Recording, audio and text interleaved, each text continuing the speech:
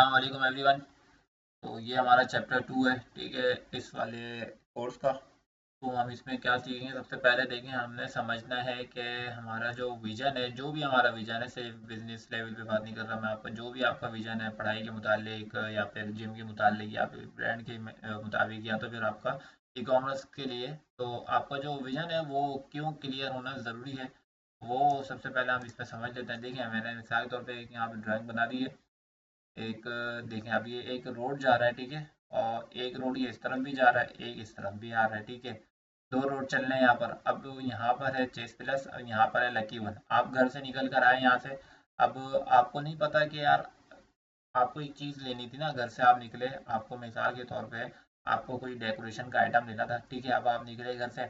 अब वो आइटम आपको नहीं पता कि यार एग्जैक्ट किस जगह पे मिलेगा, चेस प्लस पे मिलेगा या तो फिर लकी वन पे मिलेगा, ठीक है। अब मिसाल के तौर पर अगर यहाँ पे बीच में जौहर भी है या करीमाबाद है या सदर है, कुछ भी आप लगा लें, तो अगर आप घर से निकल कर आए और आपको नहीं पता है कहाँ पर है, तो आप घर से जब निकलेंगे सबसे पहले तो आप लोगों से पूछेंगे, इससे उससे पूछेंगे कि यार ये लकी वन कहाँ पर है, आपको रास्ता ही नहीं पता होगा। तो आप पूछ पूछ के यहाँ पर जब पहुँचेंगे तो आपको पता चलेगा यहाँ पर नहीं है। फिर आप यहाँ से निकलेंगे, चेस प्लस का रास्ता ढूंढेंगे ढूंढेंगे, फिर आप चेस प्लस पे पहुँचेंगे तो आपको पता चलेगा कि यार यहाँ भी नहीं है। फिर आप दूसरी जगह पे जाएंगे तो आपको मिल जाएगा। अगर आपका जो विजन है वो अगर आपका शुरू से ही क्लियर होगा, घर से निकलने से पहले ही, कि भाई मुझे जो है ना ये चीज़ लेनी है, तो आपको ना लोगों से पूछना पड़ेगा कि यार मुझे ये चीज़ कहाँ से मिलेगी। तो आप घर से निकलेंगे, आपको क्लियर होगा कि यार मुझे ये चीज़ लेनी है, और जो ना आप निकलते के साथ इधर आएंगे सीधा, और आपको पता होगा कि यार वो चीज़ मेरी कहाँ पे मिलेगी, लकी वन पे मिलेगी या फिर चेस प्लस में मिलेगी, मेरा जो डेकोरेशन आइटम है। तो वो आप सीधा क्या करेंगे, सीधा आप मेन रोड पकड़ेंगे और आप आगे सिंपल लकी वन पे आएंगे और वो आके आप ले लेंगे। इससे होगा क्या, आपका टाइम भी बचेगा, ठीक है, और आपका काम आसान भी हो जाएगा, और आपको मुश्किलात का सामना भी कम करना पड़ेगा अगर आपका विजन क्लियर होगा।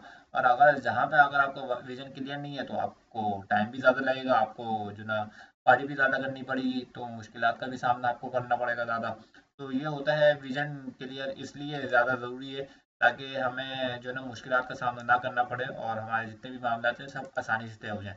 अब इम्पोर्टेंस ऑफ ब्रांड इमेज की बात करते हैं हम, तो इसमें क्या होता है, अब देखिए मिसाल के तौर पे मैं एक पोस्ट बनाना चाह रहा हूँ, मैं यहाँ पे पोस्ट बनाने में मुझे लिखना है कि यार उसमें कैश ऑन डिलीवरी अवेलेबल है हमारे पास, ठीक है। तो अब मैं मेरे पास एक तो ये तरीका है कि मैं जहाँ भी अपनी वेबसाइट है या जो भी हमारा जहाँ पे भी हम अपना बिजनेस कर रहे हैं, तो या तो एक तरीका ये है कि हम यहाँ पे लिख दें कैश ऑन डिलीवरी और डिलीवरी अवेलेबल, ठीक है, ILABLE अवेलेबल, या तो फिर हम ये लिख दें, एक मिनट ये लिख चुका हूँ मैं, इसका जो कलर है वो ब्लैक नहीं है, तो ये मैंने लिख दिया। या तो एक तरीका हमारे पास ये है कि मैं ये लिख दूँ, अब ये लिख कर और मैं अपने दुकान के बाहर बोर्ड पे लगा दूँ या तो फिर अपनी वेबसाइट पे लगा दूँ, जो भी है, ठीक है। अब इस तरीके से मैं लगा दूंगा तो ये कोई लुक नहीं दे रहा ना, कोई अच्छा लुक नहीं दे रहा, अच्छी परफॉर्मेंस नहीं दे रहा, कस्टमर का जो ना ट्रस्ट नहीं आएगा इस पर, ठीक है।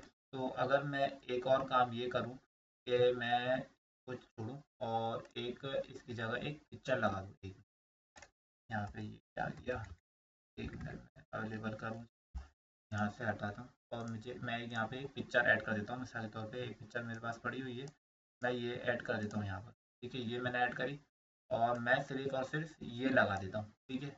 अब इससे क्या समझ में आ रहा है, किसी को कुछ भी समझ में नहीं आएगा, इससे तो समझ में ही नहीं आ रहा कि भाई इसका मकसद क्या है, मैं सिर्फ ये लगा दूँ।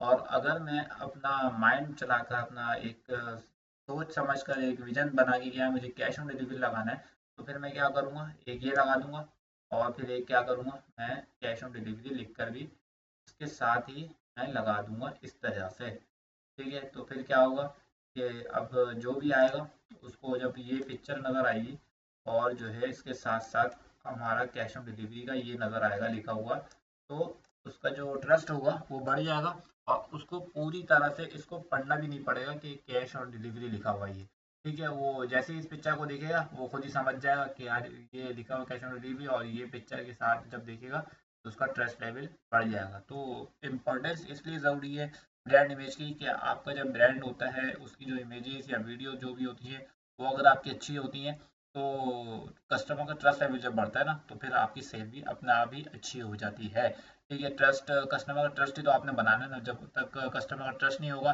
जब तक जो है ना कोई फ़ायदा ही नहीं है, आप जितनी भी मेहनत करते रहें कस्टमर लेगा ही नहीं आपसे, कभी भी नहीं लेगा कस्टमर। तो आपने कस्टमर का ट्रस्ट बनाना होता है, ठीक है। अब हम बात करें तो डिजिटल मार्केटिंग, इसका इंट्रोडक्शन मैं आपको करवाया था कि इसमें क्या क्या चीज़ें होंगी और हम इसमें कोर्स में डिजिटल मार्केटिंग को लेकर क्या क्या सब करेंगे। ठीक है, देखिए सबसे पहला तो होगा हमारा जो काम होगा वो जीमेल बनाना होगा। ठीक है, दूसरा होगा एफबी अकाउंट बनाना होगा, तीसरा होगा एफबी इंस्टा का अकाउंट बनाना होगा। ठीक है, फिर तीसरा चौथा काम जो होगा वो हमने बिजनेस अकाउंट बनाना होगा एफबी का ही। ठीक है, फिर उसके बाद एफबी मतलब कि फेसबुक। ठीक है, और बिजनेस अकाउंट बनाना होगा फिर इंस्टाग्राम का। ठीक है, इंस्टाग्राम है। फिर उसके बाद हमने इन दोनों को जो ना आपस में जोड़ना होगा, इंटीग्रेशन करवाना पड़ेगा इनका। ठीक है, फिर उसके बाद हमने पोर्टफोलियो बनाना होगा। अपना पोर्टफोलियो बहुत ज़्यादा ज़रूरी होता है बिजनेस पर, तो पोर्टफोलियो हमने सबसे पहले बाद में बनाना होगा। फिर उसके बाद हमने करना होगा बिजनेस सूट क्रिएट करना पड़ेगा। बिजनेस सूट क्रिएट करने के बाद हमने बिजनेस सेटिंग बनानी पड़ेगी। बिजनेस सेटिंग बनाने के बाद फिर हम उसको एड्स मैनेजर पर लेके जाएंगे। ठीक है, एड्स मैनेजर को फिर कैंपेन वगैरह लॉन्च करने के बाद फिर उसको ऑप्टिमाइज करेंगे। ठीक है, एक्स वाई जेड। और इन सब चीज़ों के अंदर बहुत सारे काम हैं, बहुत सारी चीज़ें हैं जो यहाँ पर नहीं लिखी गई हैं, क्योंकि अगर मैं लिखने बैठूंगा तो पूरा पेज ही भर जाएगा, लेकिन वो चीज़ें ख़त्म नहीं होंगी।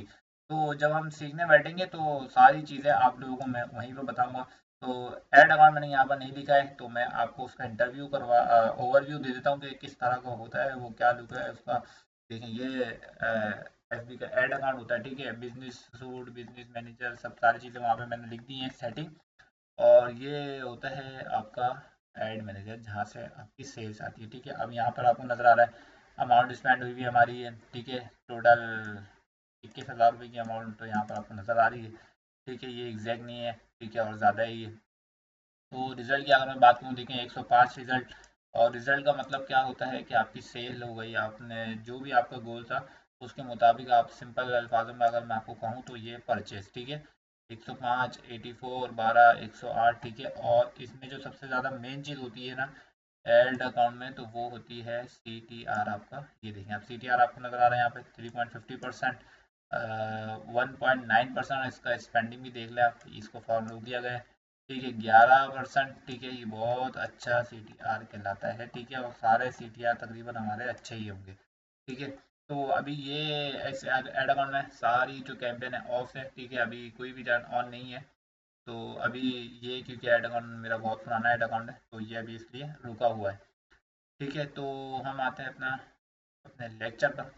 तो इस वाले चैप्टर में उम्मीद है कि आपको सारी चीज़ें, ये तीनों चीज़ें आपको समझ में आ गई होंगी कि आपका विजन क्यों क्लियर होना चाहिए और ब्रांड इमेज क्यों ज़रूरी है, और फिर डिजिटल मार्केटिंग का इंट्रोडक्शन बहुत ही ज़्यादा मैंने आपको शॉर्ट दिया है, क्योंकि अभी हमने आगे चलकर इसी पर काम करना है। ठीक है, हमने इससे पहले वेबसाइट हो गई, फिर उसके बाद ये एड्स मैनेजर, बिजनेस वगैरह सारी चीज़ें जो मैंने आपको चैप्टर 1 में बताई थी, वो सारी चीज़ें हम सीखेंगे। ठीक है, तो अब हम इंशाल्लाह नेक्स्ट क्लास से अपना जो कोर्स का आगाज़ है वो कर लेंगे। इंशाल्लाह हम वेबसाइट की तरफ बढ़ेंगे कि वेबसाइट किस तरह से बनानी है, डोमेन और होस्टिंग कहाँ से लेनी है, सारी चीज़ें हम बढ़ेंगे अपने नेक्स्ट लेक्चर में। तो जब तक के लिए मुझे इजाज़त दीजिए, तब तक के लिए अल्लाह हाफिज़। मिलेंगे हम इंशाल्लाह नेक्स्ट वीडियो में।